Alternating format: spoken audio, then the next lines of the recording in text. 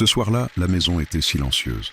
Pas un silence paisible, mais un silence lourd, chargé de mots retenus et de colère jamais dite. Il se tenait debout devant la porte, la main posée sur la poignée. Derrière lui, elle était là, immobile. Elle n'avait rien dit, pas parce qu'elle n'avait rien à dire, mais parce qu'elle avait déjà trop parlé dans le passé sans être entendue. Il se retourna une dernière fois. Son regard était dur, fatigué, fermé. Elle aurait voulu crier, courir, le retenir. Mais l'orgueil était plus fort que l'amour, des deux côtés. Alors il ouvrit la porte. Elle se referma lentement, dans un bruit sec. Un bruit banal, mais qui venait de sceller un destin.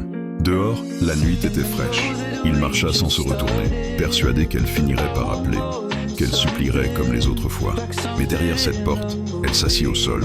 Les larmes coulèrent, silencieuses. Elle se disait que s'il partait vraiment, il reviendrait. Il revenait toujours. Cette fois-là, il ne revint pas. Les jours passèrent. Le silence s'installa, plus violent que n'importe quelle dispute. Chaque matin, elle regardait la porte, espérant entendre ses pas.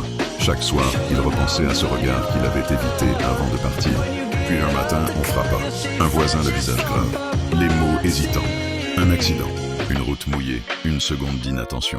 Il n'avait jamais su que cette porte fermée était un adieu. Devant le cercueil, elle comprit trop tard.